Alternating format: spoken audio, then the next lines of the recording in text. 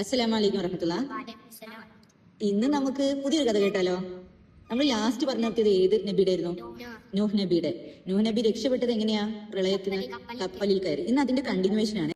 നൂഹ് നബി അത്രയും വർഷം 950 ഇയേഴ്സ് എന്നല്ലേ പറഞ്ഞേ, അത്രയും വർഷം പ്രബോധനം ചെയ്ത് പഠിപ്പിച്ചു കൊടുത്തതിൽ നിന്ന് വിശ്വസിച്ച വളരെ കുറച്ച് സത്യവിശ്വാസികളും, പിന്നെ അള്ളാഹു പറഞ്ഞിരുന്നു നൂഹ് നബിനോട് എല്ലാ ആനിമൽസിൽ നിന്നും ഒരു മെയിൽ ആൻഡ് ഫീമെയിലിനെയും കൂടെ കപ്പലിൽ കയറ്റിക്കൊള്ളാൻ. എന്തിനാ? പുതിയ സ്ഥലത്ത് ചെല്ലുമ്പോൾ അവിടെ ആനിമൽ കിങ്ഡം വേണമല്ലോ. അപ്പോൾ അങ്ങനെ എല്ലാ ആനിമൽസിൽ നിന്നും നൂഹ് നബി ഓരോ മെയിൽ ആൻഡ് ഫീമെയിലിനെ അതിൻ്റെ കൂടെ കയറ്റിയിരുന്നു കപ്പലിൽ. അപ്പോൾ ഇവരെല്ലാവരും ചേർന്ന് അവസാനം എത്തിച്ചേർന്നത് എവിടെയാ? ജൂതി പർവ്വതത്തിൽ. എന്താ പർവ്വതത്തിൻ്റെ പേര്? ഒരു വലിയ പർവ്വതം, ജൂതി പർവ്വതം. അങ്ങനെ അന്ന് ആ വെള്ളപ്പൊക്കത്തിൽ നിന്ന് രക്ഷപ്പെട്ട നൂഹ് നബിയോടൊപ്പമുള്ള ചിലർ താമസമാക്കിയത് യമനിലാണ്. യമനിലെ അഹ്കാഫ് താഴ്വര. അഹ്കാഫ് താഴ്വര എന്ന് പറഞ്ഞാൽ ഈ മലയുടെ താഴെയുള്ള വാലിയാണ്. ആ അഹ്കാഫ് താഴ്വരയിലാണ് അതിൽ കുറച്ച് പേര് താമസം തുടങ്ങിയത്. അവരുടെ പിൻഗാമികളാണ് ആദ് സമുദായം. എന്താണ് പിൻഗാമി എന്ന് പറഞ്ഞാൽ? അടുത്ത ജനറേഷനിലുള്ള പിന്നീട് വന്ന ജനറേഷനെ ആദ് സമുദായം എന്ന് വിളിക്കാം. അപ്പോൾ നമ്മൾ ഇന്ന് പഠിക്കുന്നത് ആദ് സമുദായത്തെക്കുറിച്ചാണ്. ആരാണ് ആദ് സമുദായം? നൂഹ് നബിയുടെ കൂടെ രക്ഷപ്പെട്ട് അഹ്കാഫ് താഴ്വരയിലെത്തിയ ആ മനുഷ്യരുടെ നെക്സ്റ്റ് ജനറേഷനാണ് ആദ് സമുദായം. അവിടുത്തെ മനുഷ്യരെന്ന് പറഞ്ഞാൽ ഭയങ്കര ഡിഫറെൻ്റ് ആയിട്ടുള്ള ആളുകളാണ്. ഇപ്പം നമ്മളെ നോക്കിയേ, നമ്മളെങ്ങനെ ഇരിക്കുന്നത്? നമ്മുടെ സൈസൊക്കെ നിങ്ങൾ മനസ്സിൽ കണ്ടേ? അതിനേക്കാളൊക്കെ ഒരുപാട് വലിയ മനുഷ്യരായിരുന്നു ഈ ആദ് സമുദായത്തിലെ മനുഷ്യർ. ഒരുപാട് ഹൈറ്റും വെയ്റ്റും നല്ല ശക്തിയുള്ള ആളുകളായിരുന്നു ആദ് സമുദായം. ഒരുപാട് മുന്നേ വർഷങ്ങളിലുള്ള ഒരു കഥ, പിന്നെ ചരിത്രമല്ലേ.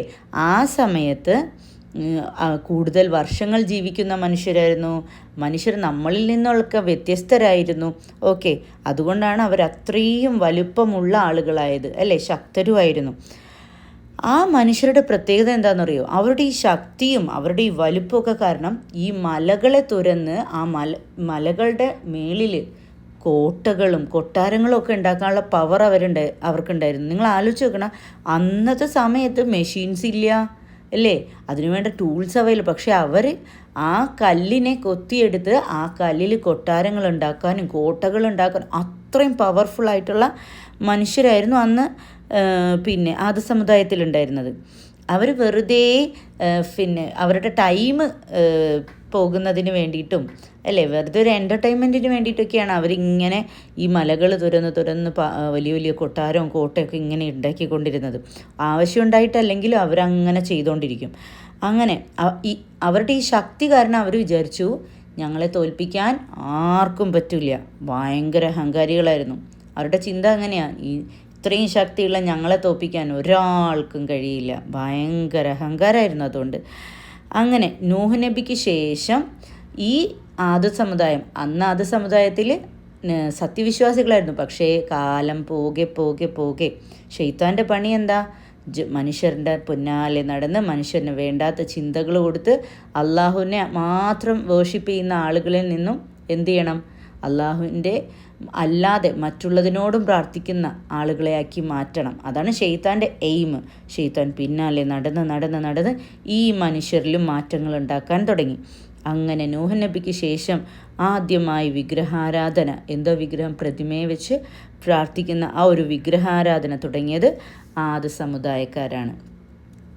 അപ്പോൾ അള്ളാഹുവിനാണെങ്കിലോ, അള്ളാഹു ആണ് ഈ ലോകം സൃഷ്ടിച്ചതും നമുക്ക് വേണ്ടതെല്ലാം തരുന്നതും നമുക്ക് പിന്നെ നമ്മളെ പരിപാലിക്കുന്നതും നമുക്ക് ഭക്ഷണം തരുന്നതും നമുക്ക് എല്ലാ അനുഗ്രഹങ്ങളും തരുന്നതാരാ? അള്ളാഹു.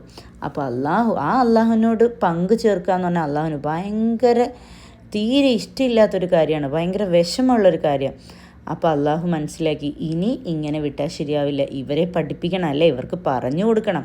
അള്ളാഹു എപ്പോഴും പിന്നെ ആളുകൾ തെറ്റിലേക്ക് പോകുമ്പോൾ ആദ്യം അവരെ പഠിപ്പിക്കുക ചെയ്യുന്നത്. അവർക്ക് ആദം നബീനോട് അന്ന് പറഞ്ഞത് നമ്മൾ പഠിച്ചിട്ടില്ലേ? എന്താ? പേടിക്കണ്ട, ഞാൻ നേർമാർഗം കാണിക്കാം, അങ്ങനെയാണെങ്കിൽ തിരിച്ച് സ്വർഗത്തിൽ തന്നെ വരാം. അതുപോലെ നമുക്കും നേർമാർഗം അള്ളാഹു കാണിച്ചു തരും.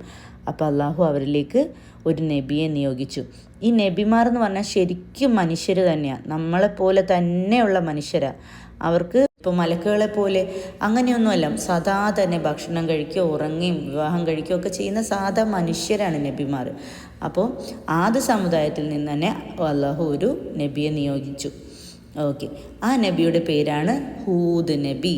ഹൂദ് നബി, ആദ് ഹൂദ്, നിങ്ങൾക്ക് ഓർത്തു വെക്കാൻ നല്ല എളുപ്പം, ആദ് ഹൂദ്. അങ്ങനെ ഹൂദ് നബി. അപ്പോൾ എല്ലാ നബിമാരും അള്ളാഹു പഠിപ്പിക്കുന്നത് എന്താ, നബിമാരോട് പറയുന്നത് എന്താ, ജനങ്ങൾക്ക് പഠിപ്പിച്ചു കൊടുക്കുക. എന്ത്? ലാ ഇലാഹ ഇല്ലല്ലാ, തൗഹീദാണ് പറഞ്ഞു കൊടുക്കേണ്ടത്. ഏറ്റവും ആദ്യം പറഞ്ഞു കൊടുക്കേണ്ടത് തൗഹീദാണ് മനുഷ്യർക്ക്. എന്ത്? അള്ളാഹു അല്ലാതെ വേറൊരു ആരാധനയ്ക്ക് അർഹനുമില്ല, അള്ളാഹുവിനോട് മാത്രമേ വേർഷിപ്പ് പാടുള്ളൂ എന്നാണ് എല്ലാ നബിമാരും മനുഷ്യർക്ക് ആദ്യം പഠിപ്പിച്ചു കൊടുക്കുന്നത്. അപ്പോൾ അങ്ങനെ അള്ളാഹു പറഞ്ഞു, അത് പഠിപ്പിച്ചു കൊടുക്കാൻ പറഞ്ഞു. അല്ലേ? തെറ്റാണ് ഇവർ ചെയ്യുന്നത്, അവർക്ക് പഠിപ്പിച്ചു കൊടുക്കൂ. അള്ളാഹുവിനോട് മാത്രമേ ആരാധിക്കാൻ പാടുള്ളൂ. നമുക്ക് മഴ തരുന്നതും നമുക്ക് ഭക്ഷണം തരുന്നതും നമ്മളെ സൃഷ്ടിക്കുന്നതും നമുക്ക് വേണ്ടതെല്ലാം തരുന്നതും അള്ളാഹു അല്ലേ. അപ്പോൾ അള്ളാഹുവിനോട് മാത്രമേ ആരാധന പാടുള്ളൂ. മറ്റുള്ള എല്ലാ ആരാധനയും നിങ്ങൾ ഉപേക്ഷിക്കൂ. വെറുതെ അനാവശ്യമായിട്ട് കെട്ടിടങ്ങൾ ഉണ്ടാക്കി പിന്നെ മലകളെ നശിപ്പിക്കാതിരിക്കൂ എന്നൊക്കെ പറഞ്ഞു, പഠിപ്പിച്ചു കൊടുത്തു. അങ്ങനെ അപ്പോൾ നബിമാരെ അള്ളാഹു എപ്പോഴും സെലക്ട് ചെയ്യുന്നത് ഏത് സമൂഹത്തിലാണോ നബി വേണ്ടത് ആ സമൂഹത്തിൽ നിന്ന് തന്നെയായിരിക്കും പിന്നെ അള്ളാഹു സെലക്ട് ചെയ്യുന്നത്. കാരണം അവർക്ക് പരിചയമുള്ള ഒരാൾ, അവർക്ക് പഠിപ്പിച്ചു കൊടുക്കാൻ പറ്റിയ ആൾ, അവർക്ക് ഭാഷ മനസ്സിലാകുന്ന ഒരാൾ. അപ്പം മോസ്റ്റ്ലി അള്ളാഹു എപ്പോഴും നബിമാരെ സെലക്ട് ചെയ്യുന്നത് ആ സമൂഹത്തിൽ നിന്നുള്ള ആളെ തന്നെയായിരിക്കും. ഏറ്റവും നല്ലൊരാളെ ആയിരിക്കും അള്ളാഹു സെലക്ട് ചെയ്യുന്നത്. അപ്പോൾ ഈ ഹൂദ് നബീനെ എല്ലാവർക്കും അറിയാം, നല്ല പരിചയമുള്ള വ്യക്തിയാണ്. പക്ഷേ എന്നിട്ട് പോലും അവരെന്ത് ചെയ്തില്ല? കേട്ടില്ല. പിന്നെ ഹൂദ് നബി പറഞ്ഞതൊന്നും കേട്ടില്ല. നൂഹ് നബിക്കുണ്ടായ അതേ അനുഭവം തന്നെ. അത് അള്ളാഹു പറഞ്ഞ കാര്യങ്ങൾ പറഞ്ഞു കൊടുത്തിട്ടും അവരാരും അത് ശ്രദ്ധിച്ചതുമില്ല. അപ്പോൾ ഹൂദ് നബി അവർക്ക് താക്കീത് നൽകി. അപ്പോൾ നിങ്ങൾ അറിയേണ്ട ഒരു കാര്യമുണ്ട്. അതായത് നബിമാരെ അള്ളാഹു ഒരു സമൂഹത്തിലേക്ക് അയക്കുമ്പോൾ ആദ്യം പഠിപ്പിക്കേണ്ടത് എന്താണ്? തൗഹീദാണ്. പിന്നെ അള്ളാഹു നബിനോട് പറയും അവർക്കൊരു നല്ലൊരു ഗുഡ് ന്യൂസ് കൊടുക്കണം. അതുപോലെ അവർക്കൊരു വാണിങ്ങും കൊടുക്കണം. ഗുഡ് ന്യൂസ് എന്താ? നല്ല രീതിയിൽ നിങ്ങൾ അള്ളാഹുവിനെ ആരാധിച്ച് ജീവിച്ചാൽ നിങ്ങൾക്ക് സ്വർഗമുണ്ട് എന്നുള്ളൊരു സന്തോഷ വാർത്ത നൽകണം. അതുപോലെ വാണിംഗ് എന്താ? നിങ്ങളിതനുസരിക്കാതെ തെറ്റായി ജീവിച്ചാൽ നരകം എന്നുള്ളൊരു വലിയൊരു ശിക്ഷ നിങ്ങളെ കാത്തിരിപ്പുണ്ട്. അപ്പോൾ ഈ വാണിങ്ങും സന്തോഷ വാർത്തയും എല്ലാ നബിമാരോടും അള്ളാഹു പറയാറുണ്ട്. എന്ത് ചെയ്യണം? മനുഷ്യരോട് പറഞ്ഞു കൊടുക്കണം. അവർ പിന്നെ തൗഹീദ് പഠിപ്പിക്കുമ്പോൾ അതിനൊപ്പം അവർക്ക് പറഞ്ഞു കൊടുക്കണം. അങ്ങനെ നൂഹ് നബി ഹൂദ് നബി ഇതെല്ലാം പറഞ്ഞു കൊടുത്തു. പക്ഷെ അവരെന്ത് ചെയ്തില്ല? ഇതൊന്നും കേട്ടില്ല.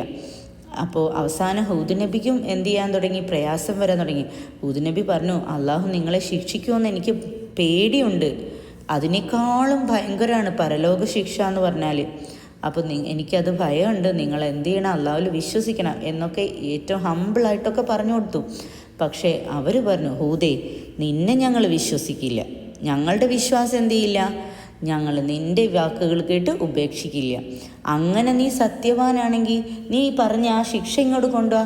ഈ അഹങ്കാരികളായ മനുഷ്യർ അഹങ്കാരമല്ലേ പറയുക. അവർ പറഞ്ഞു, അങ്ങനെ നീ ഞങ്ങളെ പിന്നെ വാൺ ചെയ്യുന്നുണ്ടെങ്കിൽ, ശിക്ഷ വരുമെന്ന് പേടിക്കുന്നുണ്ടെങ്കിൽ നീ പറഞ്ഞ ആ ശിക്ഷ ഇങ്ങോട്ട് കൊണ്ടുവാ, ഞാൻ കാണട്ടെ. നൂഹ് നബിനെ കളിയാക്കി. അങ്ങനെ ആദ്യ സമുദായം ഈ അഹങ്കാരം കൂടുതലായി ചെയ്യാൻ തുടങ്ങി. അവസാനം അള്ളാഹുവിന് പരിധി വിട്ടു പോകുന്നറിഞ്ഞപ്പോൾ അള്ളാഹുവിന് അവർക്ക് ശിക്ഷ ഇറക്കി. അള്ളാഹു എന്താണെന്നറിയോ? 7 രാവും 8 പകലും കണ്ടിന്യൂസ് ആയിട്ടുള്ള കൊടുങ്കാറ്റ്. 7 രാത്രിയും 8 പകലും, ഒരു 7 ഫുൾ ഡേയും പിന്നെ ഒരു ഡേയും കൂടെ, അതായത് 7 രാത്രിയും 8 പകലും കണ്ടിന്യൂസ് ആയിട്ടുള്ള കൊടുങ്കാറ്റ്. ഈ ആദ് സമുദായം മലർന്നടിച്ച് വീണു. ഈ കൊടുങ്കാറ്റ് ഇത്രയും ദിവസം നിൽക്കുമ്പോൾ അവർക്ക് പിടിച്ചു നിൽക്കാൻ കഴിഞ്ഞില്ല. എങ്ങനെ വീണു എന്നറിയോ? ഈത്തപ്പന മരങ്ങൾ ഇങ്ങനെ കടപുഴകി താഴേക്ക്. ഈത്തപ്പന മരമൊക്കെ കാറ്റടിച്ച് വീഴണമെന്ന് ആലോചിച്ച് നോക്കി. അതുപോലെ കടപുഴകി വീണു. അവരുടെ കോട്ടകളും കൊട്ടാരങ്ങളും എല്ലാം നശിച്ചു. അവസാനം ഹൂദ് നബിയെയും സത്യവിശ്വാസികളെയും അള്ളാഹു രക്ഷപ്പെടുത്തുകയും ചെയ്തു. ഇതാണ്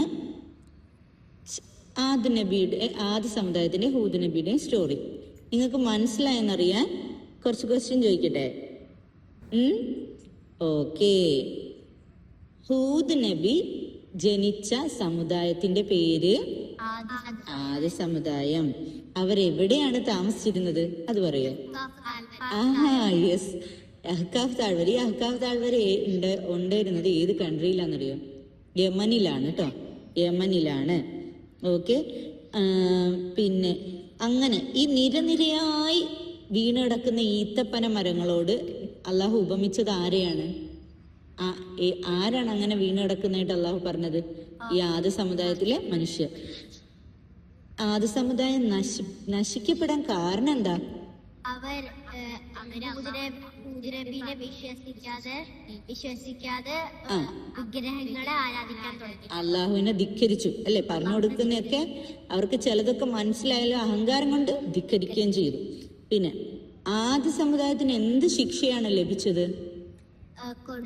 7 പകലും 8 രാവും കൊണ്ട് പിന്നെ നല്ല കൊടുങ്കാറ്റ്. 7 തിരിഞ്ഞു പോയി പറഞ്ഞത്, ഒന്നുകൂടെ കറക്റ്റ് ചെയ്തേ.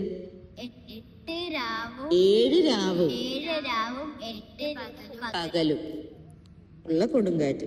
ഓക്കെ, എളുപ്പമാണ്. ഓക്കെ, അപ്പൊ ഇത്രയും മതിയോ? നെക്സ്റ്റ് കഥ പിന്നെ നോക്കാം. അസ്സലാമു അലൈക്കും.